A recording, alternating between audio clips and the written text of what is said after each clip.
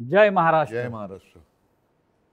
समोरून ज्या जोरदारपणे जय महाराष्ट्राची गर्जना झालेली आहे त्याच्यामुळे महाराष्ट्रातल्या आणि देशातल्या तमाम मराठी जनांना, हिंदू जनांना लक्षात आलं असेल माझ्यासमोर कोण बसलाय. कारण जय महाराष्ट्र आवाज घुमवणारे बाळासाहेब ठाकरे, त्यानंतर उद्धवजी ठाकरे आज या स्टुडिओमध्ये आपल्याबरोबर उपस्थित आहेत. गेल्या 1 महिन्यापासून महाराष्ट्रात, देशात जे एक राजकीय वादळ निर्माण झाल्याचा भास निर्माण केले जातोय त्याचे संपूर्ण केंद्रबिंदू उद्धव ठाकरे आहेत.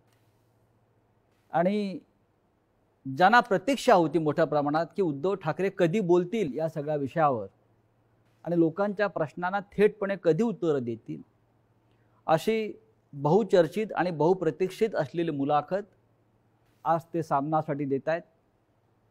उद्धवजी, मी आपलं स्वागत करतो. फार नमनाला घडावर तेल न घालता थेट प्रश्नाकडे आपण येऊया. कारण गेल्या काही दिवसात महाराष्ट्रात आणि देशात ज्या घडामोडी घडवल्या जात आहेत त्याच्यामुळे महाराष्ट्राचं समाजमन अस्वस्थ आहे. आपण किती अस्वस्थ आहात किंवा आपली भूमिका पुढे काय आहे, यातून शिवसेना कशी पुढे जाईल, अशा अनेक प्रश्नांचं काहू या राज्याच्या मनामध्ये, जनतेच्या म्हणत नाही महाराष्ट्राच्या मनामध्ये मारलेलं आहे. पण तरीही मला आज तुम्ही खूप रिलॅक्स दिसताय उद्धव साहेब. म्हणजे मला याचं कारण समजत नाही की आज मी आपल्याला पाहतोय किंवा गेले काही दिवस पाहतोय आपल्या चेहऱ्यावर कोणताही तणाव दिसत नाही आणि आपण अत्यंत मोकळेपणाने इथे आलात आणि बोलताय. हे काय रहस्य आहे? हे रहस्य साहजिकच आहे. माझी माँ आणि शिवसेना प्रमुख बाळासाहेब यांच्याकडनं आलेले एक हे रसायन आहे. माँ म्हटल्यानंतर शांत, सौम्य, संयम, आणि साहजिकच आहे बाळासाहेब म्हटल्यानंतर वर्णन करण्याची आवश्यकता नाही आहे. आज जवळपास 1 वर्षानंतर आपण भेटतो आहोत. होय. मला आठवतंय गेल्या वर्षी या दिवसात जेव्हा आपली मुलाखत घेतली होती तेव्हा कोरोनाचा कहर हा वरखाली होत होता. त्या कोरोनामध्ये जे काय करता येणं शक्य होतं ते मी राज्याचा मुख्यमंत्री म्हणून आणि अभिमानाने सांगेन की माझ्या राज्याचा कुटुंब प्रमुख म्हणून मी केलं. त्याच्यानंतर आता पाहिलं असाल, कारण त्यावेळेला लॉकडाऊन होता, मंदिरं बंद होती, सणासुदींना बंदी होती. पण यावर्षी आपण पहिली पंढरपूरच्या वारी तिला परवानगी दिली म्हणण्यापेक्षा तिच्यामध्ये कोणताही अडथळा येऊ दिला नाही आणि जल्लोषात ती पार पाडली. म्हणजे पुन्हा एकदा सणासुदीला सुरुवात झालेली आहे. आता दहीहंडी येईल, गणपती येतील, नवरात्री येईल, दिवाळी येईल. पुन्हा एकदा आपल्या आयुष्यामध्ये उत्सव, उत्साह आणि आनंद ह्याची सुरुवात झालेली आहे. एक मध्ये जणू काही पॉज बटन दाबलं गेलं होतं. आपल्या सगळ्यांच्या सहकार्याने आपण कोरोनातून आणि त्या संकटातून बाहेर पडलो. मला आनंद आहे. आत्ता आपण सुरुवातीला जे म्हटलं की एक वादळ आल्याचा आभास होतोय. वादळ म्हटल्यानंतर पालापाचोळा उडतो. तो पालापाचोळा उडतोय सध्या, आणि तो पालापाचोळा एकदा बसला की खरं दृश्य हे लोकांसमोर नक्कीच येणार आहे. मी शांत कसा, तर मला चिंता नाही आहे. चिंता माझी नाही आहे, शिवसेनेची तर बिलकुल नाही आहे. हां, थोडीफार जी आहे ती नक्कीच मराठी माणसांची आणि हिंदूंची आहेच, हिंदुत्वाची आहे.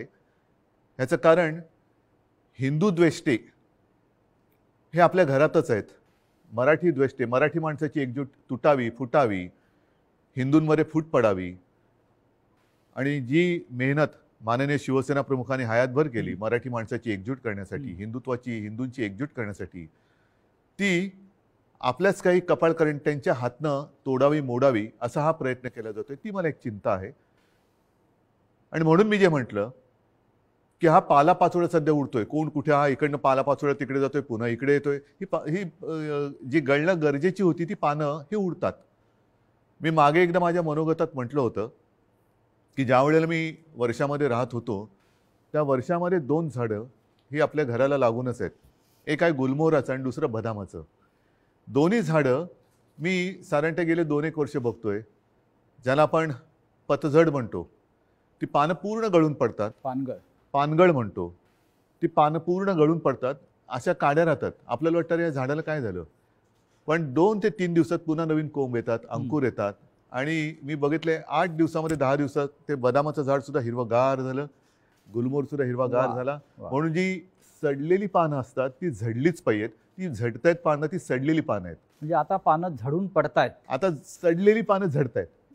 ज्यांना त्या झाडाकडनं सगळं काही मिळालं, सगळा रस मिळाला, सगळं मिळालं, म्हणून त्यांचा टवटवीतपणा होता, ती पानं सगळं झाडाकडनं घेऊन ती गळून पडतायत. आणि हे बघा कसं उघडं बोडकं झाले झाड, असं ते दाखवायचा प्रयत्न करतायत. पण दुसऱ्या दिवशी आपला माळीबुवा येतो, ती झाड सगळी पुन्हा ती पानगळ केराच्या टोपलीत घेतो आणि घेऊन जातो. आता ती प्रक्रिया सुरू आहे केळ्याच्या टोपलीत झडलेली सडलेली पानं टाकण्याचा. आता सुरू झाले, आता नवीन कोंब फुटायला लागलेले आहेत. आणि शिवसेना आणि तरुण युवा हे नातं हे शिवसेनेच्या जन्मापासूनचं आहे. नक्कीच, कारण वयाच्या 80 हां, मात्र एक आहे, हां. अजूनही काही ज्येष्ठ शिवसैनिक हां. ते येऊन येऊन भेटत आहेत, ज्यांनी बाळासाहेबांसोबत काम केलेलं आहे, पहिल्या पिढीचे ज्यांना म्हणू, आणि तो संघर्ष त्यांनी पाहिलेला आहे, संघर्ष केलेला आहे. त्यांना शिवसेना म्हणजे नेमकं काय ते कळलेलं आहे. त्यांना आत्तापर्यंत अनेकांना शिवसेनेकडनं काही मिळावं अशी अपेक्षाच नव्हती, आजही नाही आहे. पण ते येऊन येऊन आशीर्वाद देत आहेत. तुम्ही आता मगाशी वर्षाचा उल्लेख केलात, मलबार हिलवरचं वर्षा बंगला, मुख्यमंत्र्यांचं निवासस्थान. आणि मगाशी मी आपल्याला म्हटलं की आपण खूप रिलॅक्स दिसताय, पण मला असं दिसतंय की मलबार हिलवरून आपण परत मातोश्रीला आल्यावर जास्त रिलॅक्स झालं. जास्त माझं घर आहे ते. म्हणजे मी तुम्हाला एक सांगतो मुद्दामून, ह्या काही हे माझे अनुभव आहेत. हां. जेव्हा माझी शस्त्रक्रिया झाली, हं. 2 शस्त्रक्रिया झाल्या होत्या, तो एक अनुभव माझा वेगळा आहे. कधीतरी तो फार विचित्र अनुभवातून मी गेलो आणि ठीक आहे. पण त्यावेळेला जेव्हा ॲनेस्थेशियामधनं मला जागवलं, मुख्यमंत्री असताना. मुख्यमंत्री होतो ना, शस्त्रक्रिया हां, झाली, अच्छा, अलीकडे. ऑपरेशन थिएटरमधनं बाहेर ते ॲनेस्थेशियातून बाहेर आल्यानंतर काढताना मला डॉक्टरने विचारलं, सर कुठे जायचं, मातोश्री की वर्षा? मी पटकन म्हटलं मातोश्री.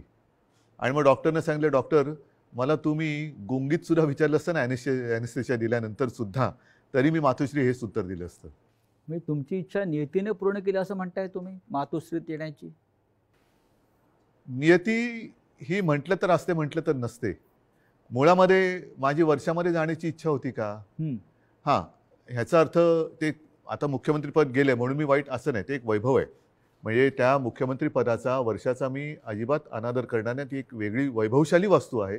महाराष्ट्राचं मुख्यमंत्रीपद हे मोठं वैभवशाली पद आहे, जबाबदारीचं पद आहे. त्याचं पूर्ण आदर ठेवून मी कधीच वैयक्तिक अशी स्वप्न बघितली नव्हती.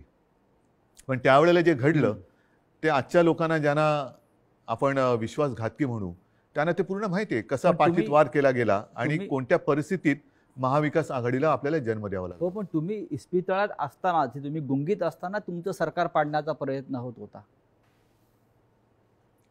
त्या विषयावर बोलू का? असं साधारण तुम्ही सुद्धा कारण काही ठिकाणी मला सुतोवाच केलेला आहे. कुठेही त्या माझ्या अनुभवातनं सहानुभूती नकोय. तो फार वाईट अनुभव होता. मानेची शस्त्रक्रिया ही कोणत्याही डॉक्टरनं किंवा कोणालाही ज्याला माहिती आहे त्याला विचारले की त्याच्यामध्ये धोके काय असतात, ह्याची कल्पना मलाही होती. पण ती करणं मला गरजेची होती. ती केल्यानंतर पहिली शस्त्रक्रिया झाली, त्यातून मी चांगला बाहेर पडलो होतो. अचानक एक 5-7 दिवसानंतर सकाळी जाग आल्यानंतर, खरं म्हणजे त्या दिवशी मला डॉक्टरने सांगितलं होतं की उद्धवजी उद्या आपल्याला जिना चढायचं आहे. तर मी मानसिक तयारीत होतो की आज जिना चढायचं, एक पाऊल पुढे जायचं आहे. सकाळी जाग आल्यानंतर जरा थोडासा एक आळस द्यायचा प्रयत्न केला तर मानेमध्ये जो एक असा क्रॅम्प म्हणतो असा आला आणि माझी मानेखालची सगळी हालचाल बंद झालेली. म्हणजे मला श्वास घेताना मी बघत होतो माझं पोटही हलत नव्हतं. पूर्णपणे मी निश्चल झालो होतो. एक ब्लड क्लॉट तिकडे आला होता. सुदैवाने डॉक्टर वगैरे सगळे जागेवर होते आणि ज्याला तो गोल्डन आवर म्हणतात, त्या गोल्डन आवरमध्ये ते ऑपरेशन झालं. म्हणून मी तुमच्यासमोर आज उभा आहे. त्या काळामध्ये माझ्या कानावर येत होतं, माझे हातपाय हलत नव्हते, बोटं हलत नव्हती. सगळ्यात टेन्शन मला होतं की समजा कुठे काय डास चावला, मुंगी चावलं तर खाजवायचं कसं. म्हणजे हा एक वेगळा विचित्र भाग होता. पण त्या काळात माझ्या कानावर येत होतं की काही जण मी बरा व्हावा म्हणून देवावरती अभिषेक करत होते आणि काही जण मी असाच राहावा म्हणून देव पाण्यात बुडून बसले होते. देव पाण्यात बुडून बसलेले लोक आता पक्ष बुडवायला निघालेत. आणि तेव्हा हे पसरवलं जात होतं की हा काय आता उभा नाही राहत, आपलं काय होणार, तुझं काय होणार. म्हणजे ज्या काळामध्ये आपल्या पक्षाला सावरण्याची वेळ होती, आपला मी पक्षप्रमुख, कुटुंब प्रमुख, शस्त्रक्रिया झाल्यानंतर माझी हालचाल होत नव्हती, त्या काळामध्ये ह्यांच्या हालचाली जोरात होत होत्या. हे नाही म्हटलं तरी एक मला वेदनादायी एक सत्य हे आयुष्यभर माझ्यासोबत राहणार की जेव्हा, आणि मी तुम्हाला जबाबदारी दिली होती पक्ष सांभाळायची, नंबर 2चं पद होतं, पक्ष सांभाळायला म्हणून पूर्ण विश्वास दिला होता. तो विश्वासघात तुम्ही, मी हॉस्पिटलमध्ये असताना, म्हणजे माझी हालचाल बंद होती तेव्हा तुमची हालचाल जोरात होती, आणि ती सुद्धा पक्षाच्या विरोधात. शिवसेनेच्या विरोधात किंवा शिवसेनेच्या बाबतीमध्ये हे विश्वासघाताचं राजकारण वारंवार का होतं? ह्याचं कारण शेवटी आम्ही पक्ष हा प्रोफेशनली नाही चालवत असं मी म्हणेन.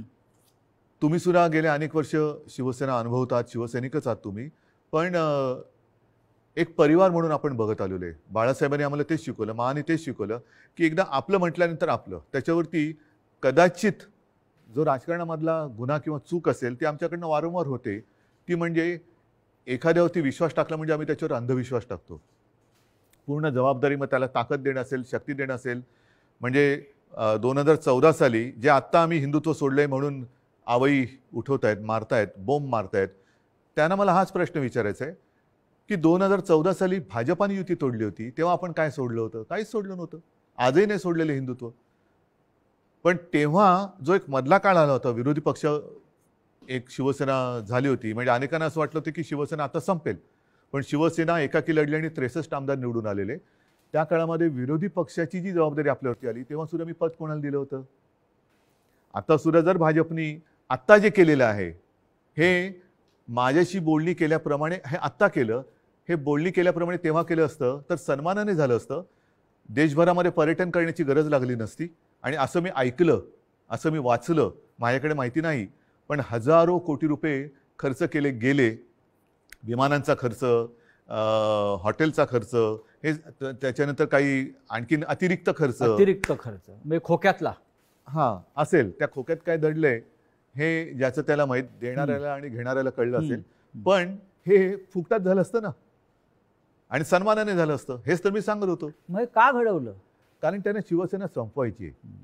जे शिवसेनेबरोबर ठरवलं होतं 2.5 वर्षाचं मुख्यमंत्री पद, हेच तर तुम्ही आता केलं.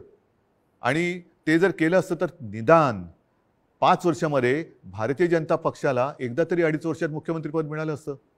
ही जी काय आता सोंगढोंग करतायत आम्ही शिवसेनेला, आता ही शिवसेना ते म्हणतात ती शिवसेना नाहीये. हे सगळं तोडफोड करून त्यांचं समाधान होत नाही. त्यांना शिवसेना संपवायची आहे. ह्यांचा वापर करून ते शिवसेना संपवायला का संपवायचे असं वाटतं आपल्याला? आतापर्यंत गेल्या 56 वर्षात शिवसेना संपवण्याचे प्रयत्न अनेक आणि प्रत्येक वेळेला शिवसेना अधिक जोमाने आणि तेजाने उभी राहिलेली आहे. आता सुद्धा त्यांना हिंदुत्वामध्ये भागीदार नको असेल, पण माझं नेहमी असंच म्हणणं आहे की शिवसेना प्रमुखांनी हिंदुत्वासाठी राजकारण केलं, कारण हिंदुत्व मजबूत व्हायला. हे जे करतायत ते राजकारणासाठी हिंदुत्व वापरतायत. हा आमच्या आणि त्यांच्या हिंदुत्वातला फरक, जे विचारतात ना तुमचं आणि भाजपचं हिंदुत्वामध्ये फरक काय, तो हा आहे. शिवसेनेचं राजकारण हे आम्ही हिंदुत्व मजबूत होण्यासाठी केलं, पण यांचं राजकारण मजबूत होण्यासाठी आणि हिंदुत्वाचा आश्रय घेतला. मुख्यमंत्रीपद स्वीकारल्यामुळे महाविकास आघाडी हिंदुत्व संकटात आलं, हिंदुत्व म्हणजे काय झालं अशी जे एक आवई उठवली जाते. हो, म्हणजे काय, मला एक प्रसंग असा सांगा किंवा एक माझ्या हातनं घडलेली गोष्ट किंवा निर्णय माझा मुख्यमंत्री पदावरती असतानाचा दाखवा की ज्याच्यामुळे हिंदुत्व धोक्यात आलं. एक निर्णय दाखवा. तर तुम्ही तेव्हा अयोध्येला आत्ता सुद्धा गेला होतात. अयोध्येमध्ये महाराष्ट्र भवन आपण उभं करतो, बरोबर आहे. हे हिंदुत्वाला सोडून आहे की नाही? तुम्ही ठरवा. अयोध्येत महाराष्ट्र भवन, बरोबर आहे. मुख्यमंत्री होण्याच्या आधी सुद्धा मी अयोध्येत गेलो होतो, प्रत्येक वेळेला आपण होतात. मुख्यमंत्री झाल्यावरती सुद्धा अयोध्येत गेलो होतो. कोण काय म्हणेल मी परवा नाही केली. मी गेलो आणि रामलल्लाचं दर्शन घेऊन तेव्हाही आलो होतो. 2दा मी स्वतः अयोध्येत गेलो होतो. आता नव्या मुंबईमध्ये आपण तिरुपतीचं मंदिर, त्याला जागा दिली. प्राचीन जी मंदिरं आहेत त्यांचं संवर्धन करणं, जतन करणं हे आपण सुरू केलं. गडकिल्ल्यांचं आपण सुरू केलं. हे कुठे, ह्याच्यात हिंदुत्व कुठे गेलं? हिंदुत्व तर असं कोणताही निर्णय नाही आहे की ज्याच्यामध्ये आपण हिंदुत्वापासून दूर गेलेलो आहे. अशा अनेक गोष्टी सांगता येतील. तुम्ही आज ज्या संघर्षमय कालखंडातून जात आहात याची कधी अपेक्षा केली होती? बघा, शेवटी शिवसेना आणि संघर्ष हे तर एकमेकाच्या पाचवीला पुजलेले आहेत. आणि मागे कोणीतरी असं म्हणालं होतं, ते मला वारंवार त्याचा अनुभव येतोय, की शिवसेना ही एक तळपती तलवार आहे. ती जर मॅनेमध्ये ठेवली तर ती गंजते. त्याच्यामुळे ती तळपलीच पाहिजे. आणि तलवार तळपणं म्हणजे संघर्ष आलाच. अर्थात याचा अर्थ अर्थार्थी कोणी घेऊ नये की तलवारीने वार कराबिरा, असं नाही माझं म्हणणं. ही एक उपमा आहे. आणि त्याच्यामुळे संघर्षासाठीच तर शिवसेना जन्माला आली. त्यावेळेला मराठी माणसासाठी, भूमिपुत्राच्या न्याय हक्कासाठी शिवसेनेचा जन्म झाला. त्याच्यानंतर हिंदुत्वासाठी शिवसेना लढली. मग ते 92-93 साल असेल किंवा कधी असेल. त्याच्यामुळे शिवसेना आणि संघर्ष, जिथे अन्याय तिथे वार, हे शिवसेनेचं ब्रीदवाक्य आहे. ज्या ठाण्यानं शिवसेनेला पहिली ताकद दिली, म्हणजे शिवसेना प्रमुख बाळासाहेब ठाकरे आणि ठाण्यांचं एक भावनिक नातं होतं. एक पहिला भगवा झेंडा जो आहे हा ठाण्यात फडकला आणि बाळासाहेब अभिमानानं त्यांच्या संपूर्ण कालखंडात जीवनात सांगत राहिले की ठाण्यानं मला पहिली सत्ता दिली. त्याच ठाण्यातून शिवसेनेला आव्हान उभं राहिलं. ठाणेकर सुज्ञ आहेत. हे जे पालापाचोळा जो आहे ते म्हणजे काय ठाणेकर नाहीत. ठाणेकर आणि ठाणेकर नागरिक, शिवसेनेचे ठाणे आणि ठाण्याची शिवसेना, हे जे नातं आहे ना, हे ह्या पालापाचोळ्याला तोडता नाही येणार. त्याच्यामुळे मी तर म्हणेन पूर्ण महाराष्ट्र आणि ठाणंसुद्धा, अर्थात त्याच्यात आलं मुंबईसुद्धा आली, सगळेजण निवडणुकांची वाट बघतायत. आणि म्हणून माझं मत हेच आहे की याच्या पुढे एक असा कायदा झाला पाहिजे की ज्यांना कोणाला युती करायची असेल त्या दोन्ही पक्षांचं, 3 पक्षांचं, 10 पक्षांचं जे काय कडवळ तुम्हाला करायचं असेल ते करा. मात्र तुमच्यामध्ये करार मदार काय झालेला आहे तो जनतेसमोर ठेवा. जागा वाटप किती होणार आहे, कोणत्या ध्येयावरती, धोरणावरती तुम्ही युती करणार आहात, काय पुढे करणार आहात, हे करा. म्हणजे काय झालं असतं, एक तर जे माझं आणि भारतीय जनता पक्षाचं ठरलं होतं ते जे आता आधी नाकारून आता त्यांनी ते केलं, हे आधी जनतेसमोर उघडपणाने आलं असतं. दुसरी गोष्ट, निवडणुकीनंतर जे काय त्यामुळे मला करावं लागलं, महाविकास आघाडीचा जन्म नसता झाला.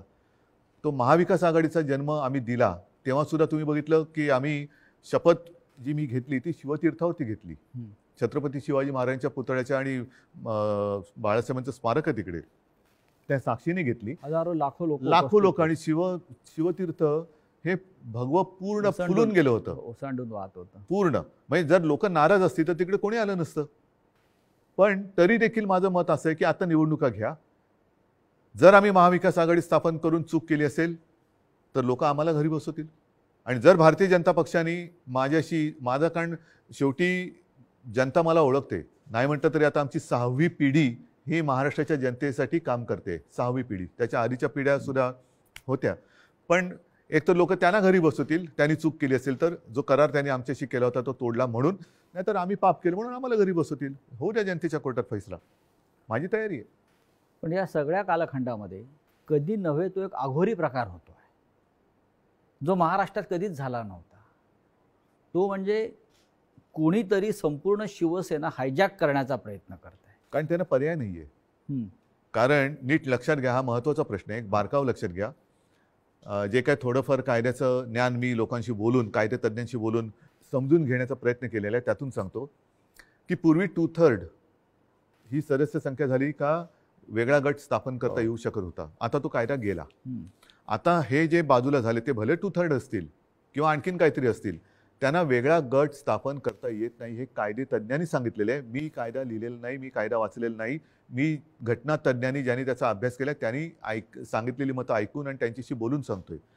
म्हणजेच काय की ह्या गटाला कुठल्या ना कुठल्या तरी पक्षामध्ये विसर्जित किंवा सामील व्हावं लागेल ह्या गटाला. मग त्यांच्यासमोर पर्याय काय आहेत, एक तर भाजपात जावं लागेल, नाहीतर दुसरे सपा आहेत, MIM वगैरे असे जे काही छोटे छोटे पक्ष आहेत त्यांच्यात जावं लागेल. आणि हे जर का कुठल्या पक्षात गेले तर भारतीय जनता पक्षाचा ह्यांना जो उपयोग करून घ्यायचा आहे तो उपयोग संपेल. कारण त्यांची ओळख त्यांना ती द्यावी लागेल की आता आम्ही भाजपात गेलो, आता आम्ही समाजवादीत गेलो, आता आम्ही बच्चू कडूंच्या पक्षात गेलो. तर म्हणून ते एक भ्रम निर्माण करतात की आम्ही म्हणजेच शिवसेना. जे मधल्या काळामध्ये क्लिप फिरली बघा, असं माझ्या काळात कधी झालं नव्हतं. माझ्या बाजूला उपमुख्यमंत्री अजितदादा पवार बसायचे, पण त्यांनी कधी माझा माईक नव्हता खेचला. काही वेळेला त्यांना अधिक त्यांच्याकडे माहिती असायची अर्थसंकल्प किंवा काय, तर मी त्यांना सांगायचो की दादा तुम्ही उत्तर द्या, पण माझ्याकडनं कोणी माईक नाही खेचला. माईक कारण खेचणं तुम्ही ठाकरे आहात. तो तर भाग झालाच, पण एक आमच्या महाविकास आघाडीमध्ये एक समन्वय. सभ्यता होती, सभ्यता होती. सभ्यता होती आणि समन्वय होता. असो, त्याच्यावरती नंतर बोलायचं तर मी बोलेन. पण त्याच्यामध्ये जे उपमुख्यमंत्री बोलले की हे म्हणजे शिवसेना, म्हणजेच त्यांचा डाव असा आहे की शिवसैनिकांमध्येच लढाई लावायची, शिवसेना खतम करायची. एकदा का काम संपलं की पालापाचोळा तुम्ही जे मगाशी म्हणालात तो टोपलीत भरला की नेऊन टाकायचा. पण त्यांचा अशी योजना होती की बाळासाहेब ठाकरेंनंतर ही शिवसेना परत खतम करायचीच त्यांचं स्वप्न होतं, पण बाळासाहेबांनंतर तुम्ही शिवसेना उभी केली. त्यांच्या पोटात तेच दुखतंय. त्यांना शिवसेना आणि ठाकरे वेगळे करायचे, जसं गांधी आणि काँग्रेस वेगळे गांधी आणि करायचे. काँग्रेस. आणि त्यांच्यात एक तुम्ही बघा, मला टीकात्मक केवळ बोलायचं म्हणून मी बोलत नाही, पण दुसरे जे आता सरदार वल्लभभाई पटेल, सुभाषबाबू, तसं बाळासाहेब, हे स्वतःचेच म्हणून आता लोकांसमोर आणायचं. म्हणजे आपल्याकडनं काही आदर्श निर्माण नाही झाला तर दुसऱ्यांचे जसं पक्ष फोडतायत तसं आदर्श फोडायचे, आदर्श पळवायचे, आदर्श आमदारांप्रमाणे फोडायचे म्हणा किंवा पळवायचे म्हणा, आणि मग ते आपलेच म्हणून लोकांसमोर जायचं. तसं त्यांचं चाललंय की बाळासाहेबांना त्यांनी मान सन्मान तर दिलाच पाहिजे, नाही तर लोक जोडे मारतील, लोक ठेवणार नाहीत त्यांना जागेवर. कोणी असला आणि तो बाळासाहेबांच्या विरोधात काही बोलला तर लोक हाणतीलच जोडा त्याच्या. तर म्हणून त्यांना बाळासाहेब पाहिजेत, पण आता ठाकरे आणि शिवसेना हे नातं तोडायचं आहे. माझं आव्हान आहे की ठाकरे आणि शिवसेना नातं तोडून दाखवा. मात्र ते करताना माझ्या वडिलांचे फोटो लावून मतं मागू नका. प्रत्येकाला आईवडील असतात आणि त्यांच्याबद्दल मला आदर आहे. मला माझ्या आईवडिलांबद्दल आदर आहे, तसं प्रत्येकांना प्रत्येकाच्या आईवडिलांबद्दल आदर असायला पाहिजे. आता गेल्या आठवड्यात गुरुपौर्णिमा झाली. मी माझ्या वडिलांना, आजोबांना गुरु मानतो. प्रत्येकाने पितृदेव भव मातृदेव भव देव मानलं पाहिजे. स्वतःच्या आईवडिलांचे फोटो लावावेत आणि मतं मागावीत. जर आज माझ्या दुर्दैवाने माझे आईवडील माझ्यासोबत असे नाही आहेत, पण ते नेहमी मी माझ्यामध्ये आहे असं मानतो, पण ज्यांची आई आणि वडील हे सुदैवाने त्यांच्यात आहेत, तर मी म्हणेन असा आशीर्वाद पुन्हा दुसरा मिळू शकत नाही. त्यांना घेऊन सभा घ्याव्या, भाषणं करावीत आणि मतं घ्यावीत. माझे वडील काय चोरताय? माझे वडील कशा? म्हणजेच काय की तुमच्यात कर्तृत्व नाहीये, तुमच्यात हिंमत नाहीये, तुम्ही मर्द नाही आहात, तुम्ही विश्वासघातकी आहात. आणि माझा तर केलाच, लोकांचा विश्वासघात करताना बाळासाहेबांच्यावरनं संभ्रम कशाला करतायत? तुमचा मर्दाचा चेहरा घ्या आणि जा पुढे आणि मागा मतं. नाही, पण निवडणूक आयोगापुढे आता एक नवीन खटला उभा राहतो आहे.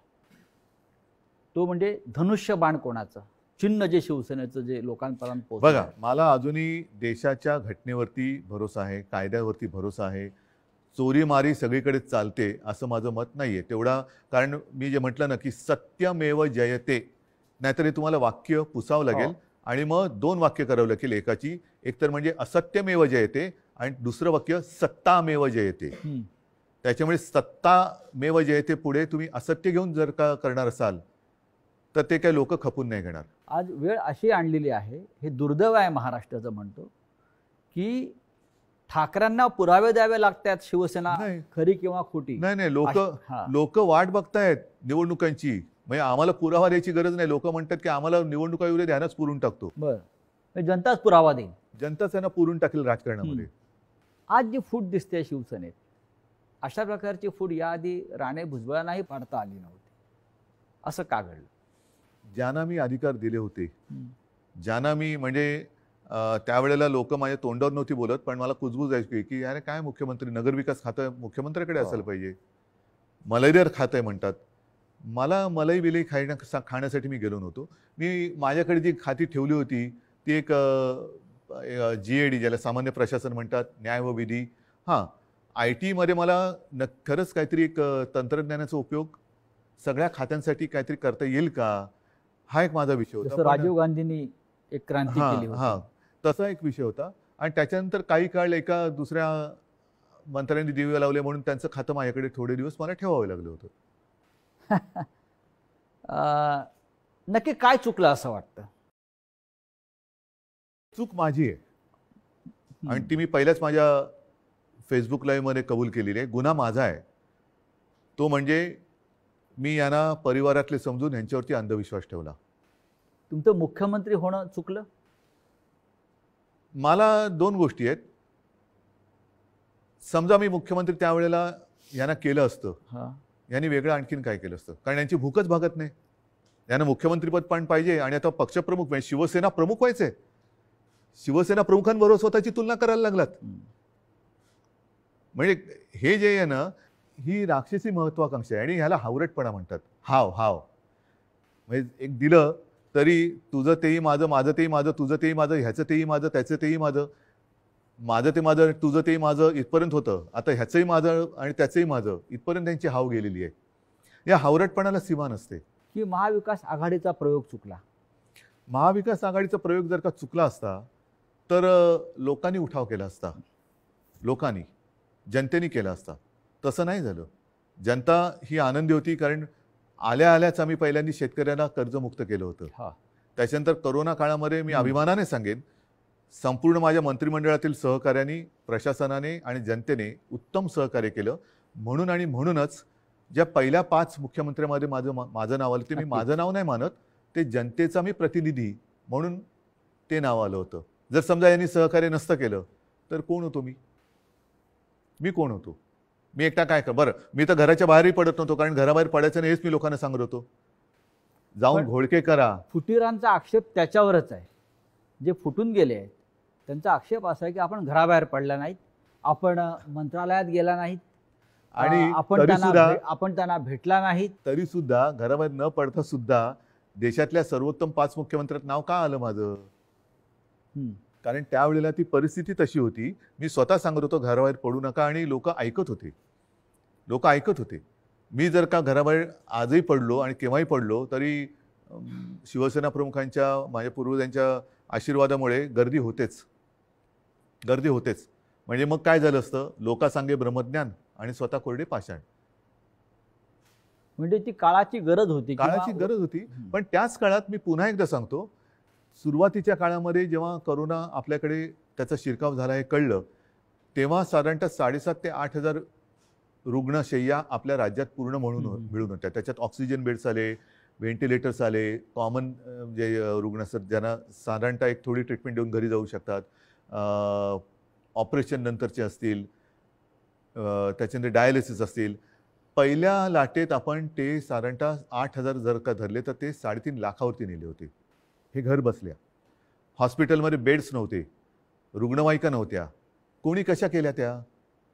कोरोनाच्या टेस्टसाठी आपल्या राज्यात फक्त 2 प्रयोगशाळा होत्या. एक कस्तुरबामध्ये, दुसरे NIV एक पुणे. त्या आपण 600च्या वर केल्या घरी बसून. पण त्याच्याविषयी 50 आमदारांना कौतुक नाही आहे. त्यांना तुम्ही निधी दिलेला नाही म्हणतायत आणि तुम्ही हिंदुत्व सोडलं असं म्हणतायत. त्याच्यामुळे ते सोडून गेले. तुम्ही महाराष्ट्रासाठी जे काय केलेलं आहे, करोनाच्या संकटातून राज्याला वाचवलेलं आहे, लोकांना जीवदान दिलेलं आहे. महाराष्ट्रामध्ये नद्यातून प्रेत वाहून तुम्ही दिली नाहीत.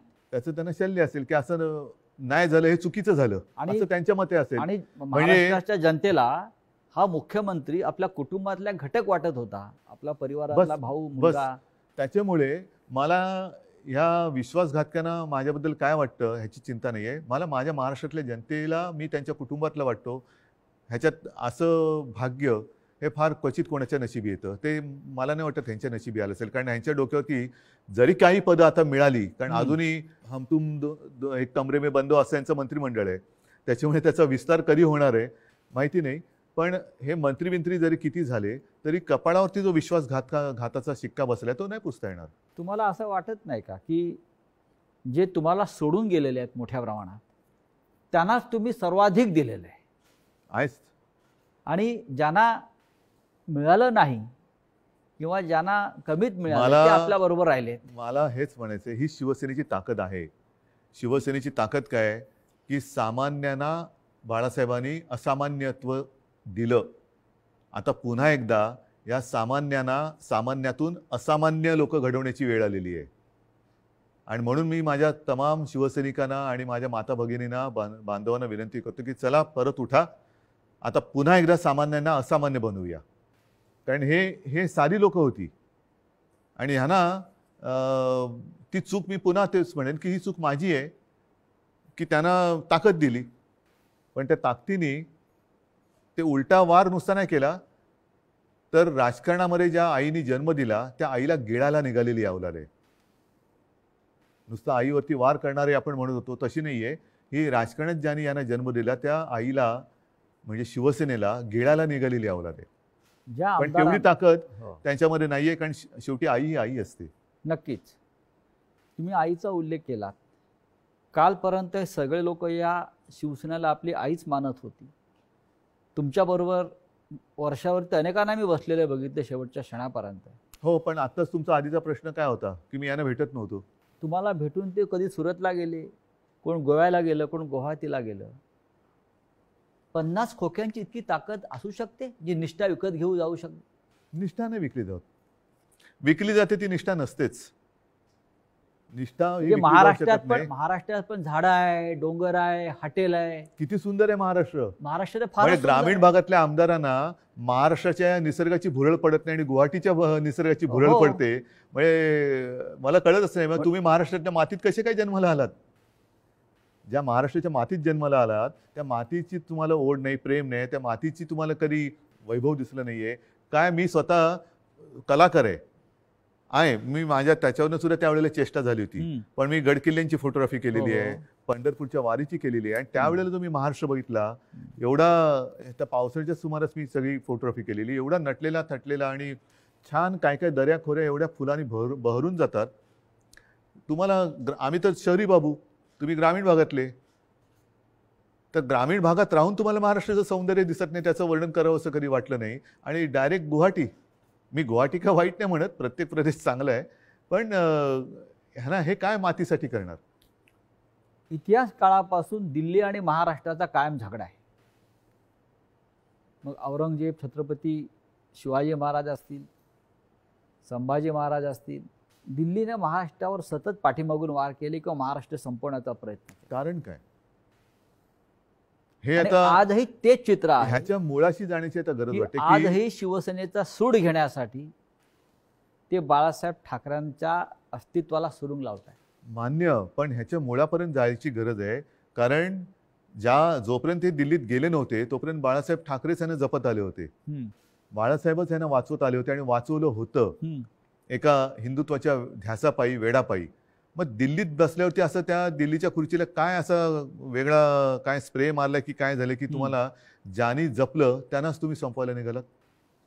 ज्या शिवसेनेनी बाबरीची जबाबदारी तेव्हा घेतली होती शिवसेना प्रमुखांनी, त्या शिवसेनेला तुम्ही हिंदुत्व सोडलं म्हणून संपवायला निघालात. बरं, आम्ही काँग्रेसबरोबर गेलो म्हणून तुम्ही म्हणता हिंदुत्व सोडलं. मग मुफ्ती महमद आणि मेहबूबा मुफ्तीबरोबर तुम्ही गेला होतात, ते काय होतं? काय सोडलं होतं तुम्ही? मग तेव्हा तर आम्ही आता तुम्हाला वाटतं हिंदुत्व सोडलं, जे सोडलं नाही, पण तेव्हा तुम्ही लाच सोडली होतीत ना. काय मेहबूबा मुफ्ती आज सुद्धा वंदे मातरम म्हणतात की भारत माता की जय बोलतात? हे माहिती असून सुद्धा तुम्ही मला हे त्यांनी एकदा सांगितलं होतं की तिकडे निवडणुका घेऊन दाखवा, असं अतिरेक्यांनी आव्हान दिलं. म्हणून आम्ही निवडणुका घेऊन दाखवल्या.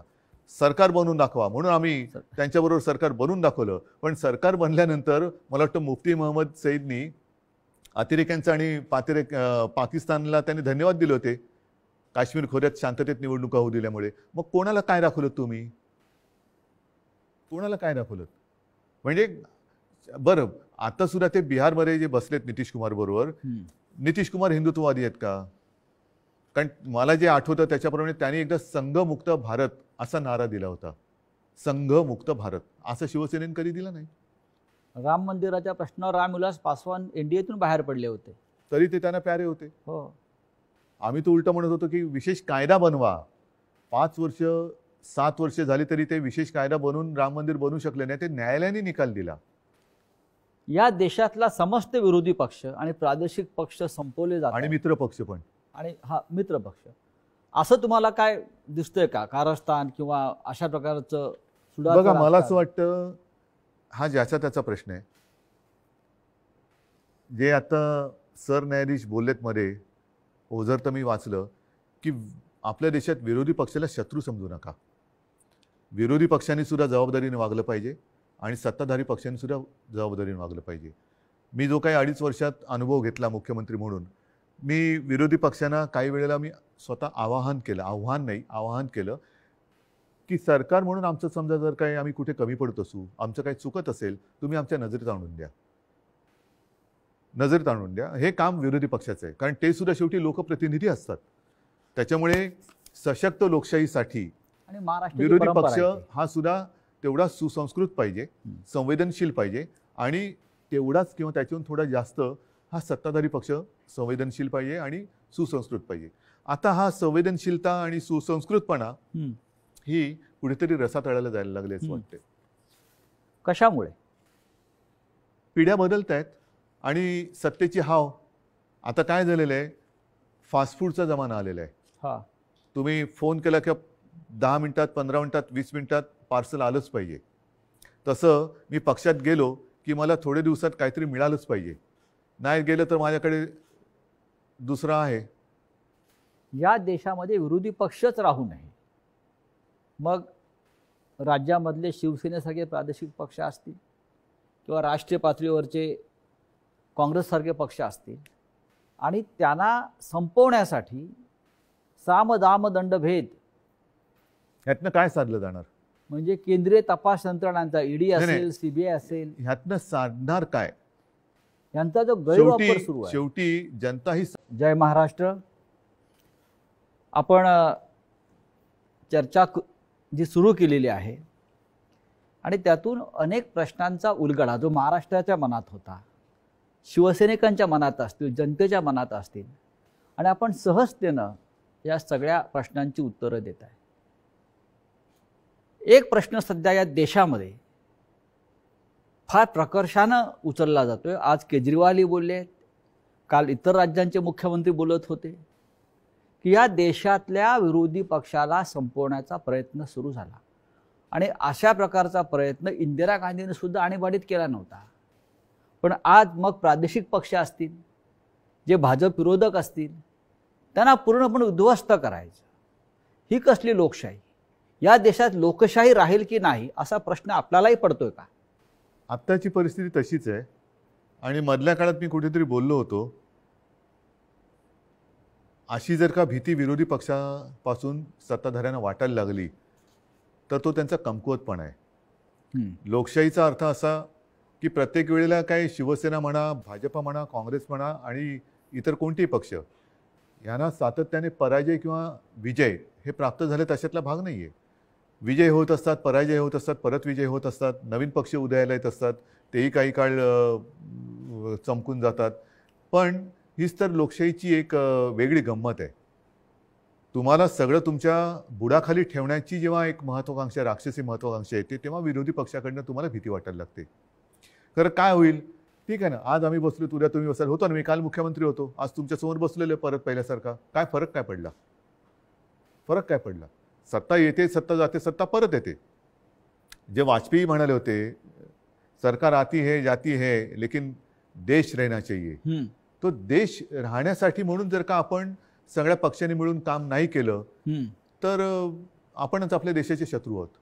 कारण देशाला आज सुद्धा बघा, शेवटी रुपयाचा निच्चांक, महागाईचा उच्चांक, या अशा सगळ्या गोष्टीकडे कोणाचंच लक्ष नाही आहे. थातूरमातूर काहीतरी एक मलमपट्टी केली जाते. अग्निवीर आणलंय ना.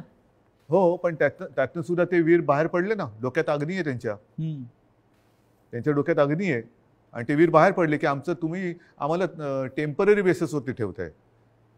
आयुष्य हे कायमचं असतं, संसार कायमचा असतो. अशा वेळेला तुम्ही टेम्पररी बेसिसवरती जर का आम्हाला रोजगार देणार असाल तर मग पुढे काय होणार?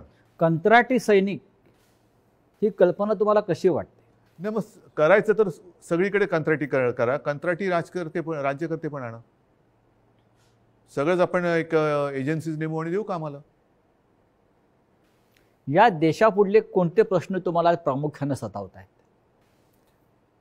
लोकशाही संकटात आहे, न्यायालयांवरती दबाव आहे, केंद्रीय तपास यंत्रणांचा गैरवापर होतो आहे. केंद्रीय तपास यंत्रणेबद्दल काही वेळेला न्यायालयांनी सुद्धा आपली मतं नोंदवलेली आहेत. आजकालच मला वाटतं दिल्लीच्या मुख्यमंत्र्यांनी सांगितले की त्यांच्या एका महत्त्वाच्या नेत्याला, मनीष सिसोदियाला अटक होण्याची शक्यता आहे. खोट्या आरोपांखाली. हा, म्हणजे आधी अटक, मग आरोप ठरवतील आणि कालांतराने त्यातनं ते सुटतात. पण तोपर्यंत त्यांचं आयुष्य तुम्ही बर्बाद केलेलं असतं. असं कोणाचं आयुष्य बर्बाद करून कोणाला सुख लाभत असेल असं मला नाही वाटत. म्हणजे अशी लोक कधी सुखात राहू शकतील आणि शकतात याच्यावरती माझा विश्वास नाही आहे. त्याच्यामुळे ठीक आहे ना, लोकशाही आहे, तुम्ही काय बोलायचं ते बोला, आम्ही काय. पण आत्ता ज्या पद्धतीने बदनामीकरण चाललेलं आहे, हे बदनामीकरण फार घाणेरडे आणि अश्लाघ्य भाषेत आणि विकृत पद्धतीने चाललेलं आहे. हे लाभणारं नाही आहे कोणाला. असं दिसतंय की जे विरोधी पक्षात आहेत त्यांच्यावरती आधी आरोप करायचे आणि कुंभमेळ्याला न्यायचं, त्यांना नामोहरम करायचं, त्यांना अटकेची भीती दाखवायची, रोज त्यांच्यावरती हल्ले करायचे आणि हेच लोक बदनाम जेव्हा त्यांच्या पक्षात जातात तेव्हा यांची तोंड बंद होतात. असं का होतं? कारण एक तुमच्याकडे तुमच्या लक्षात असेल, नितीन गडकरी मागे बोलले होते की आमच्याकडे वॉशिंग मशीन आहे, हो, लोकांना घेऊन आम्ही पुण्यवान करतो. म्हणजे आता त्यांच्याकडे ज्या आरोपांवरनं जी लोक गेलेत त्यांचं पुढे काय होतंय, काय होणार आहे, पण ते सोडून द्या. नवीन नवीन लोकांना त्रास देत जायचा हे चांगल्या सशक्त राज्यकर्त्याचं लक्षण नाही आहे. कारण शिवसेनेतलेच काही लोक ज्यांच्यावर 1 महिन्यापर्यंत हे तुरुंगात 24 तासात जातील, हे फासावर जातील, असे जेव्हा आरोप होत होते आणि तेच लोक तिथे जाऊन आहेत ना, तर तुमच्यावरती आरोप होत आहेत, तुम्हाला सुद्धा ते अटक करणार असं एक वातावरण नक्कीच निर्माण केलं जाते. हो, ह्याला काय म्हणायचं? पण तुम्ही हटत नाही आहात. तुम्ही आत्ता तिकडे गेलात तर तुम्ही सुद्धा पुण्यवान व्हाल. मला तसं सांगण्यातच आलं होतं. तुम्ही पण पुण्यवान व्हाल. हो, पण मला पुण्यवान व्हायचं ना अशा प्रकारे. सगळे पुण्यात्मे तिकडे जातील. आपण धर्मात्मे आहोत. नाही, आणि म्हणून जे बाळासाहेब म्हणायचे ना की जो आपल्या कर्माने मरणार आहे त्याला धर्माने मारू नका. ठीक आहे, शेवटी प्रत्येकाचा पापाचा घडा भरत असतो. ह्या दडपशाही विरुद्ध एकत्र येण्यासाठी विरोधी पक्षांनी काय केलं पाहिजे? पहिली म्हणजे इच्छा. जो एक अनुभव त्यावेळेला आपल्या देशाने घेतला होता आणीबाणीच्या वेळेला, जनता पक्ष स्थापन झाला होता. आणि जनता पक्षाच्या वेळेला, जनता तुम्ही म्हणता ना काय करते, जनता पक्षाच्या वेळेला तेव्हा आपण लहान होतो. हो, एक 75चं 77 वगैरे त्या काळातलं होतं ते. जनता पक्षाकडे प्रत्येक मतदान केंद्रावरती पोलिंग एजंट सुद्धा नव्हते. हो, तरी सुद्धा लोकांनी भरभरून मतं दिली होती. दिली. त्यावेळेला सर्व थरातील लोक, साहित्यिक असतील, सगळे असतील, हे बाहेर पडून आवाज उठवला होता. जनता पक्ष सत्तेवर आला आणि आपापसात भांडून स्वतःचं सरकार स्वतः पाडून टाकलं. त्याच्यामुळे एक इच्छाशक्ती पाहिजे की समजा जर का एकत्र यायचं झालं तर कोणीही पदांवरनं भांडणार नाही, कोणी पदांवरून भांडायचं नाही. आणि आपल्या देशामध्ये लोकशाही, म्हणजे मी असं काय म्हणत नाही की आता यांनी काही हुकुमशाहीच आणलेली आहे, पण ज्या दिशेने पावलं पडत आहेत ती पावलं, ही लक्षणं, अनेक जणांचं मत आहे की ही काही बरी नाही आहेत. पण ही इच्छाशक्ती जी आपण म्हणताय ती उद्धव ठाकरे प्रमुख विरोधी पक्षाचे नेते, आजचे शिवसेना प्रमुख, शिवसेना पक्ष प्रमुख म्हणून तुमच्याकडे आज आहे का? आहे, नक्कीच आहे. म्हणजे प्रश्न माझ्या एकट्याचा नाही आहे, पण सर्व देशातील सर्व राज्यांनी एकत्र व्हायला पाहिजे. आणि माझं तर म्हणणं आहे की भारतीय जनता पक्षाने सुद्धा अधिक शत्रू न वाढवता एक ज्याला आपण आरोग्यदायी राजकारण म्हणतो आपण, चांगलं हेल्दी पॉलिटिक्स असं करावं. ठीक आहे ना, कोण विरोधी पक्षात असेल, आम्ही तर मित्रच होतो, 25-30 वर्ष आम्ही आपण त्यांची सोबतीच होतो. तरी सुद्धा 2014 त्यांनी युती तोडली होती, कारण काही नव्हती. तेव्हा आपण हिंदुत्व सोडलेलं नव्हतं आणि आजही सोडलेलं नाही. पण तेव्हा तरी देखील भारतीय जनता पक्षाने शिवसेनेसोबतची युती शेवटच्या क्षणाला तोडली होती. कशाला? आम्ही मित्रच होतो तुमचे. काय मागत होतो तेव्हा? तर मी आत्ता सुद्धा 2.5 वर्षाचं मुख्यमंत्रीपद शिवसेनेसाठी का मागत होतो आणि मागितलं होतं ते म्हणजे मी त्या सरत्या काळामध्ये माननीय शिवसेना प्रमुखांना वचन दिलं होतं की मी शिवसेनेचा मुख्यमंत्री करून दाखवेन. म्हणजे तसं बघितलं तर ते वचन अजूनही माझं अर्धवट आहे. कारण मी मुख्यमंत्री होईन असं नव्हतं बोललो. ते मला एक आव्हान स्वीकारावं लागलं होतं, कारण ह्या सगळ्या गोष्टी ठरवल्यानंतर नाकारण्यात आल्या, म्हणून मला ते करावं लागलं. हो, पण फुटीरांचा तोच आक्षेप आहे. फुटीरांचा आक्षेप हाच आहे की उद्धव ठाकरे मुख्यमंत्री झाले. बरं झालो, कारण मी आता होऊन गेलेलो आहे. होय, बरोबर आहे, झालो. काय प्रॉब्लेम काय तुम्हाला? पण म्हणून तुम्ही ज्या बाळासाहेबांचा फोटो लावताय त्या बाळासाहेबांच्या पुत्राला गादीवरनं खाली उतरवलं. इतके 2.5 वर्ष किंवा त्याच्या आधी सुद्धा एका भर सभेत त्यांनी राजीनामा दिल्याची क्लिप ती सुद्धा आहे ना. म्हणजे भारतीय जनता पक्ष कसा अत्याचार करतोय शिवसैनिकांवरती ही ती क्लिप आहे.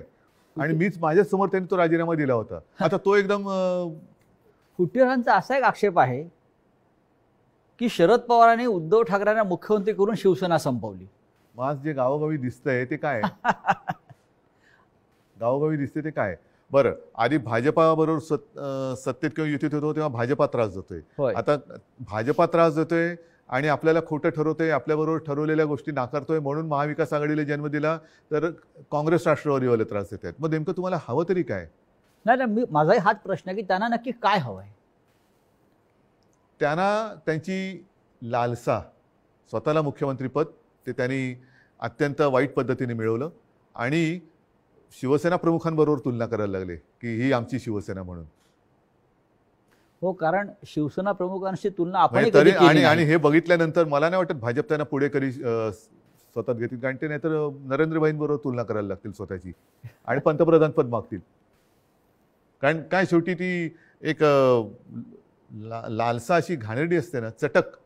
म्हणजे मला एका गोष्टीचं समाधान नक्कीच आहे की 2.5 वर्ष मी थेट मुख्यमंत्री होतो पण मला सत्तेची चटक नाही लागली. तो सत्ता पिपासूपणा एकदा जर का रक्तात भिनला तर मग तुम्ही कोणाचे नसतात आणि कोणी तुमचं नसतं. तेच त्यांचं आज झालेलं आहे. उद्धवजी आमदार गेले, आता काही खासदार गेले. हे गेल्या निवडणुकीत पडले असते तर काय झालं असतं? हे गेल्या निवडणुकीत पडले असते ते आता 2.5 वर्षांनी पडले असं मी समजतो. उद्धवजी हे इतक्या मोठ्या प्रमाणात जेव्हा आमदार फुटतायत किंवा आपल्याला सोडून चाललेत, हे जेव्हा चित्र स्पष्ट झालं तेव्हा तुमच्या मनात काय भावना होत्या?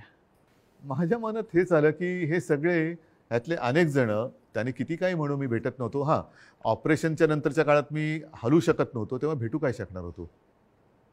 म्हणजे माझे हातपायच हालत नव्हते. नाही कारण नाही सांगतो पण इतर वेळेला हे आमच्या कुटुंबियासारखेच होते. तेच म्हणतोय मी. आणि निधी वगैरे म्हणाल तर त्या दिवशी अजित पवारांनीच सांगितलेलं की यानंच किती जवळपास 12,000 कोटी एका खात्याला दिलेला.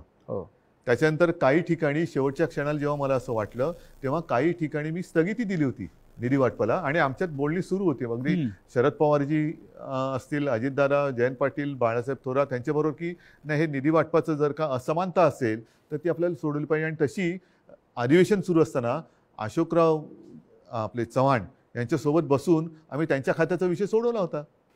बरं, सगळ्या आमदारांना मी आता बैठका पुन्हा सुरू केल्या होत्या. एका बाजूला माझे आमदार बसायचे, एका बाजूला प्रशासन बसायचं. काम कुठे अडलेलं आहे. मग सगळ्यांचं झाल्यानंतर मी मुख्यमंत्री म्हणून तिथल्या तिथे काही सूचना देत होतो. सगळ्या आमदारांना विचारायचो आता काय प्रॉब्लेम आहे? साहेब काही नाही, बस तुम्ही आता परत भेटायला लागलेले आहेत, अशी भेटत राहा, आम्हाला बाकी काही नको. आणि हेच माझं म्हणणं होतं की जर तुम्हाला हे करायचं होतं तर तुम्ही समोरासमोर येऊन बोललात का नाही? डोळ्यात डोळे घालून का बोलण्याची हिंमत तुम्ही केली नाही? म्हणजेच तुमच्या मनात पाप होतं. हे आमदार जे आहेत हे आधी सुरतला गेले, मग गुवाहाटीला गेले, मग पुन्हा गोव्याला आले, अशा प्रकारे त्यांनी एक पर्यटन केलं. पण सुरुवातीला हे सगळे आमदार अगदी व्यवस्थित सुरतला गेले, म्हणजे अत्यंत सुरक्षित जागी. हो, अनेकांचं असं म्हणणं आहे. कर्नाटकात का नाही गेले? मध्य प्रदेशात का नाही गेले? पहिले गोव्याला का नाही गेले? पहिले राजस्थानला का नाही गेले? पहिले गुजरातेतच का गेले? हैदराबादला गेले नाहीत, तेलंगणात नाही गेले. किंबहुना गुवाहाटीला जाताना सुद्धा व्हाया सुरतच जात होते. हे एक रहस्य कळलेलं नाहीये. रहस्यामध्येच उत्तर आहे ना. हो, पण असं एक लोकांच्या मनात किंवा एक प्रश्न विचारला गेला की जर स्वतः उद्धव ठाकरे उठून सुरतला गेले असते कशासाठी तर चित्र बदललं असतं का? कशासाठी? माझ्या मनात काही पाप नव्हतं. मी तुम्हाला बोलवत होतो की माझ्याकडे येऊन बसा, बोला. समजा राष्ट्रवादी तुम्हाला त्रास देते, मी त्यांना या शब्दात सांगितलं होतं की पहिले 2-3 गोष्टी होत्या. ज्या समजा आमदारांना 2014 साली भाजपनी दगा दिला तरी सुद्धा भाजपसोबत जायचे, 2019 साली सुद्धा आपल्याला ठरवल्याप्रमाणे केलं नाही, उरलेल्या काही जागांवरती बंडखोर उभे केले. हे सगळे त्यांचेच अनुभव आहेत. जे आपले दुर्दैवाने विजयी झालेले आमदार आपले जे काही पराभूत झाले, मी त्यांना म्हटलं की काही आमदारांना जे मला सांगण्यात आलं की काही आमदारांचा दबाव आहे, त्यांना भाजपसोबत जायचं. म्हटलं अशा सगळ्या आमदारांना आणा. माझ्यासमोर 2-3 प्रश्न आहेत. एक म्हणजे कारण नसताना जे शिवसैनिकांना ही ईडी-पीडी जी काय आहे काही नसताना, म्हणजे जे हिंदुत्वासाठी त्यावेळेला अगदी दंगलीत लढलेले सुद्धा शिवसैनिक, मग तो अनिल परब असेल, तुम्ही त्यावेळेला आपली हिंदुत्वाची बाजू लावून धरली होती, ह्यानं एकदम तुम्ही आता छळायला लागलात. हा छळ कुठपर्यंत चालणार कारण नसतानाचा? असा यांचा मोठा काय गुन्हा आहे? दुसरी गोष्ट, जे त्यावेळेला नाकारलं ठरवून, ते यावेळेला भारतीय जनता पक्ष काय करणार आहे? काय शिवसेनेला सन्मानाची वागणूक कशी देणार आहे? तिसरी गोष्ट मला आमदारांना विचारायची आहे, आणि खासदारांना सुद्धा मी त्या दिवशी बोललो की 2.5 वर्ष आजपर्यंत कोणी हिंमत केली नाही असं बाळासाहेबांच्या कुटुंबियांवरती, मातोश्रीवरती अश्लाघ्य भाषेमध्ये जे बोलले गेले, त्याच्याबद्दल तुम्ही काय बोलणार आहात? त्याच्याबद्दल मधल्या काळात तुम्ही का बोलला नाहीत की आम्हाला मान्य नाही? म्हणजे एवढं सगळं तुमच्या नेत्यांच्या कुटुंबियाबद्दल, घराबद्दल, मातोश्रीबद्दल बोलून सुद्धा तुम्ही शेपट्या घालून जाणार. जसं भुजबळांबद्दल बोललं जातं की भुजबळांनी अटकेचा प्रयत्न केला, पण भुजबळांनी व्यवस्थित खुलासा केलाय. त्याच्यानंतर स्वतः भुजबळ आणि शिवसेना प्रमुखांची भेट मातोश्रीत झाली. तो सगळा संवाद जो काय होतो त्याला मी पण साक्षीदार होतो, तुम्ही पण होतात मला वाटतं. आणि मग बाळासाहेबांनी सांगितलं की ठीक आहे, याच्या पुढे आपलं वैर संपलं.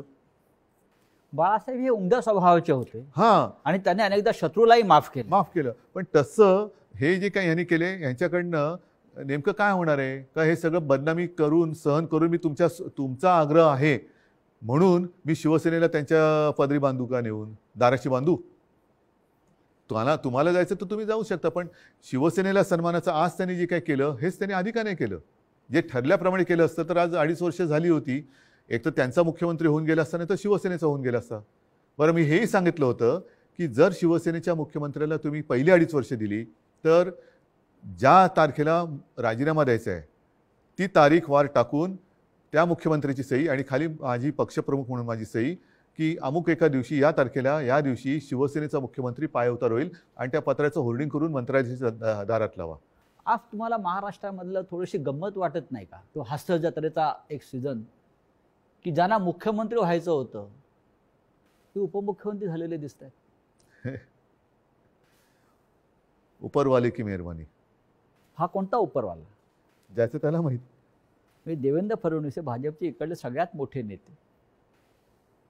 त्यांनी 5 वर्ष मुख्यमंत्री त्यांच्याबरोबर असं का वागले गेले हे मला काय कळलं नाही. ठीक आहे, आता तो त्यांचा पक्षांतर्गत विषय आहे की त्यांच्या पक्षातले अनेक जुने जाणते निष्ठावान जे त्यावेळेला युतीत आणि आज सुद्धा माझ्या संपर्कात आहेत, पण ते निष्ठेने भाजपसोबत आहेत, हेही सांगतो. म्हणजे उगाच त्यांच्याबद्दल काही गैरसमज मला करून नाही द्यायचा, त्यांना शिवसेनेत यायचं वगैरे असं काही माझा उगाच फालतू किंवा पोकळ डावा नाही आहे. पण त्यांना या गोष्टी पटत नाही आहेत, पण तरी देखील ते निष्ठेने भाजपचं काम करतात. बाहेरची माणसं, विरोधी पक्षनेतेपदी सुद्धा त्यावेळेला वरच्या हाऊसमध्ये बाहेरचा माणूस, आता मुख्यमंत्रीपदी, तरीसुद्धा ते निष्ठा म्हणून काम करतात. म्हणजे शिवसेना विरुद्ध शिवसेना असा त्यांना महाराष्ट्रात सामना करायचा. शिवसैनिकाकडनं शिवसेना संपवायची. आता तो शिवसैनिक, ते गेले ते शिवसैनिक नाही आहेत. तुम्ही अचानक वर्षात सोडलं ध्यानीमनी नसताना, मग काय? हा शॉक. जसं ध्यानीमनी नसताना मी गेलो, तसं ध्यानीमनी नसताना गेलो.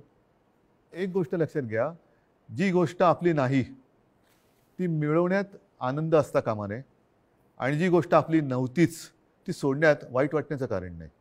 पण आपण जी माणसं आपली नव्हती ती सोडून गेली, त्याच्यात वाईट वाटण्याचं कारण नाही, असंच मी म्हणेन. आम्ही त्यांना मानत होतो. आपण जेव्हा मुख्यमंत्री पदावरून पाय उतार झाला, म्हणजे दूरदर्शनवरून लाईव्ह आपण सांगितलं की मी वर्षाही सोडतोय, मी मुख्यमंत्रीपदी सोडतोय, आणि आपण जेव्हा निघालात तेव्हा महाराष्ट्राच्या डोळ्यात अश्रू होते. आणि वर्षा ते मातोश्री या प्रवासामध्ये आपल्या महिला, तरुण, पुरुष, वृद्ध हे दुतर्फा उभे राहून आपल्याला एक मानवंदना देत होते. हे चित्र पाहून काय वाटलं आपल्याला? खरं म्हणजे राजकारणामध्ये असं घडत नाही. मी एका वेगळ्या ह्याने माझं आयुष्य सार्थक झालं असं मानतो. कारण आजपर्यंत अनेक मुख्यमंत्री आले आणि गेले. मी सुद्धा होतो आणि मी गेलो. हे आजची सुद्धा आजुऱ्यात म्हणजे कधीतरी त्यांना पण जावं लागणार आहे. पण बरं झालं बाबा गेला, असं बऱ्याचदा म्हटलं जातं. किंवा हां ठीक आहे, गेले दुसरे येतील, त्याच्यात काय. पण एखादा मुख्यमंत्री पायउतार होतो आणि लोक गलबलतात. मला वाटतं हे आशीर्वाद आणि ही कमाई माझ्या आयुष्याची फार मोठी आहे. कारण लोकांना मी आपलं वाटतो, ह्याच्याखेरीज दुसरं काय आपल्या आयुष्यात पाहिजे असतं. पैशानी खरेदी करता येत नाही. प्रेम हे पैशाने विकत घेतलं जाऊ शकत नाही. जी एक माझी प्रतिमा, अनेकांनी मला सांगितलं की तुम्ही आमच्याशी बोलताना आमचा कुटुंबातला एक कोणतरी बोलतोय असं वाटतं, कुटुंबातला एक कोणतरी बोलतोय असं वाटतं. हे भाग्य हे फार क्वचित कोणाच्या तरी नशिबी. तुम्ही विश्वासदर्शक ठरावाला सामोरा गेला असतात तर काय झालं असतं? तर जे फुटीर गट आहे तो अधिक उघडा पडला असता असं. तो पडलाच ना, अध्यक्षांच्या निवडणुकीत पडला, हम्म, त्याच्या आधी पडला, आता सुद्धा म्हणजे तो रोज पडतच चाललेला आहे. हम्म, निवडणूक आयोगाकडे त्यांनी पत्र दिले, त्याच्यात सुद्धा तो पक्षभंग शिस्तभंगाचीच कारवाई आहे. मी पहिलेच म्हटलं होतं की हल्ली लोकशाहीमध्ये डोकं वापरण्यापेक्षा मोजण्याकडेच त्याचा जास्त होय. उपयोग होतोय. आणि मला सातत्याने असं एक भासवलं जात होतं की काँग्रेस दगा देणार, आणि पवार साहेब तर त्यांची ओळखच ती आहे असं ते म्हणायचे सगळेजण. ते बघा पवार साहेब, आता माझ्याच लोकांनी मला दगा दिला, आणि मग किती लोक माझ्यासोबत आणि माझ्या विरुद्ध, माझ्या माणसाने एकाने जरी माझ्या विरुद्ध मत व्यक्त केलं सभागृहात तरी ते मला लज्जास्पद होतं. हम्म. पण थोडंसं काय त्यांनी येऊन नीट सांगितलं असतं ना तर हे सन्मानाने केलं असतं. अगदी शेवटच्या काळात सुद्धा मी यांना म्हटलं होतं विश्वासघातक्यांना की तुम्हाला मुख्यमंत्री व्हायचे का? ठीक आहे ना, आपण बोलू, काँग्रेस राष्ट्रवादीशी मी बोलतोय, भाजपासोबत जाऊन व्हायचे का? तर ह्या 2-3 प्रश्नाची मला भाजपाकडनं उत्तर मिळू द्या. ठीक आहे, आपण काँग्रेस राष्ट्रवादीला जाऊन सांगू, झालं तेवढं खूप झालं, माझी लोक तुमच्यासोबत काय आनंदाने राहायला तयार नाही आहेत. पण तेवढी हिंमत नव्हती, कारण कारणच नाही आहेत ना काही, म्हणजे रोज वेगळं कारण येते. म्हणजे तुमची मुख्यमंत्रीपद सोडण्याची तयारी होती? माझी स्वीकारण्याचीच तयारी नव्हती, पण त्या काळात ते काय जिद्दीने मी केलं. मी इच्छेने मुख्यमंत्री नाही झालो, मी जिद्दीवरती झालो, आणि जिद्दीवरती मी जो काय 2.5 वर्षाचा कालखंड आहे तो मी माझ्या परीने केला. उद्धवजी, तुम्ही 2.5 वर्ष राज्याचा कारभार केला, तुम्ही एक सरकार चालवलं. आजच्या नव्या सरकारकडे तुम्ही कसं काय पाहता? सरकार स्थापन झाल्यानंतर याच्यावरती बोलण्यात काहीतरी अर्थ आहे. अजून सरकार स्थापन झालं नाही? ते हम दो एक कमरे में बंद हो असंच आहे ना सरकार. और चाबी खो जाए, चाबी वरनं जेव्हा उघडतील तेव्हा मंत्रिमंडळाचा विस्तार होईल. पण तुम्ही 16 आमदारांना मला एवढंच आहे की अपात्रतेची तलवार आहेच ती, मला त्याच्याबद्दल बोलायचं नाही, कारण ते प्रकरण आता कोर्टात आहे. अनेक घटना तज्ञांच्या मताप्रमाणे काय होणार हे लोकांना कळलेलं आहे, कारण तो जो कायदा होता त्या कायद्यात स्वच्छ आणि स्पष्ट आहे. आणि मला नाही वाटत की अजूनही घटनाबाह्य कृत्य आपल्या देशात करण्याची कोणाची हिंमत असेल. त्याच्यामुळे मला न्यायालयात जे काय होईल ते होणारच आहे, पण त्याच्यामुळे मला त्याच्यावरती जास्त काय बोलायचं नाही आहे. मात्र एक सांगतो की आत्ताचे जे काय ते पूर्वी देवानंदचा पिक्चर होता हम दोनो, असे काय काय दोनोवरनं बरंच काय एक दुजे केली आहे, नाही ते खूप काय काय आहेत.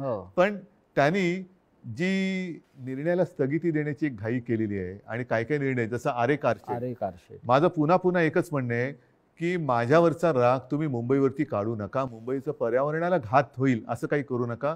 तिकडे झाडांची कत्तल केल्यानंतर सुद्धा बिबळ्यांचा वावर आहे, आणि एक मध्ये तो रिपोर्ट जो माझ्या घरी टेबलवरती पडलेला आहे, तिथे आज सुद्धा वन्यजीव आहेत. तुम्ही तिथे सोडून जिकडे ओसाड जागा आहे कांजूरची, ही ओसाड आहे जागा, त्या ओसाड जागी जर का ते केलं तर हीच मेट्रो आपल्याला अधिक लोकसंख्येसाठी वापरता येईल.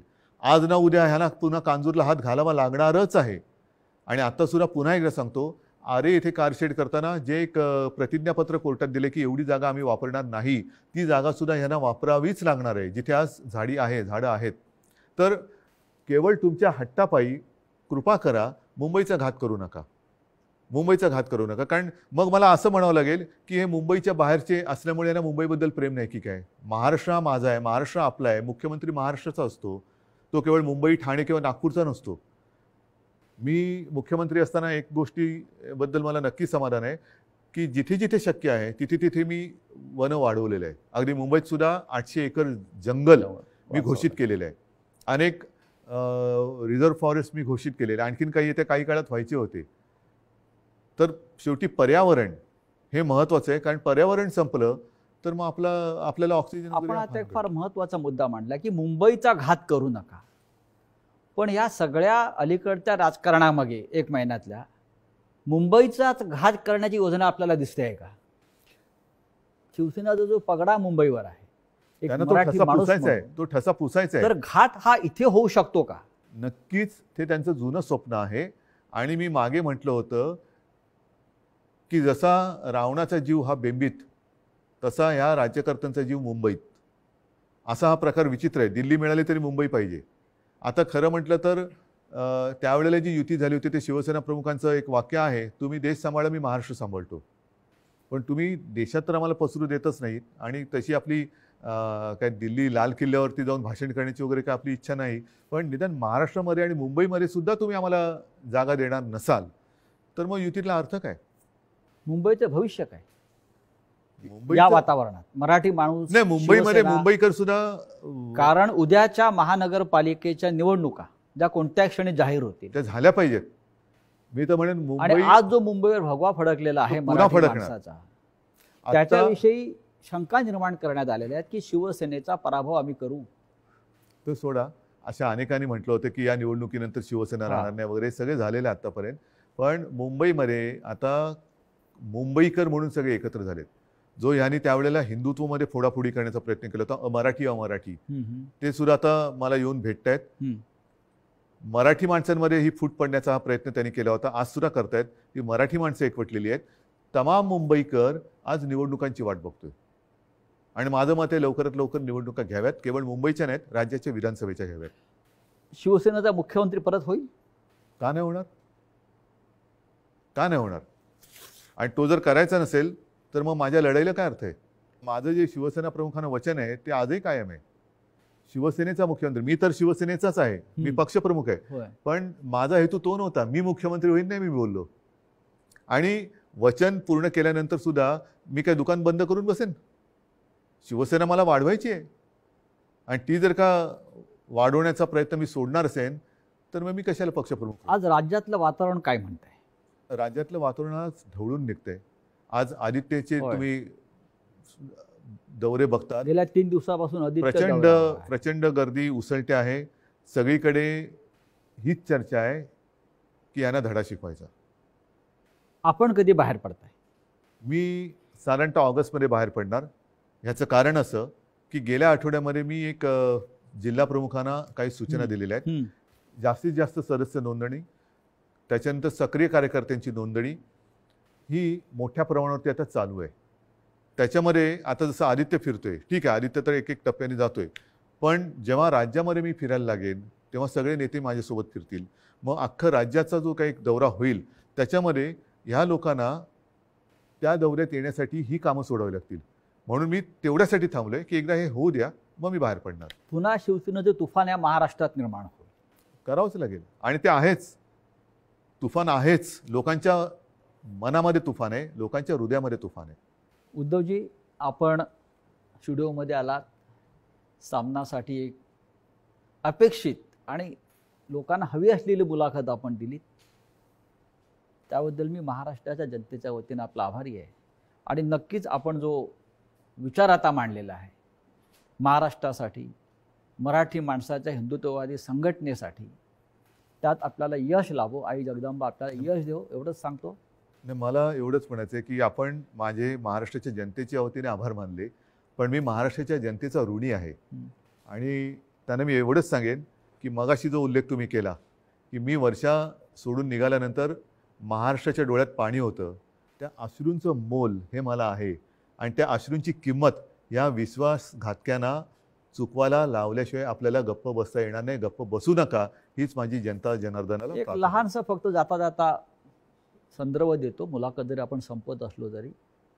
हे जे फुटीर लोक आहेत त्याने आपल्याला अशी विनंती केलेली आहे की आम्हाला गद्दार म्हणू नका. विश्वासघातकी बोललो ना त्यांना, गद्दार कुठे बोललो मी? म्हणून आज विश्वासघातकी हा शब्द वापरलाय, गद्दार नाही बोललो. त्यांचा पण मान ठेवला मी. अच्छा, म्हणून त्यांना विश्वासघातकी बोललो, गद्दार नाही बोललो. धन्यवाद. जय महाराष्ट्र. जय महाराष्ट्र.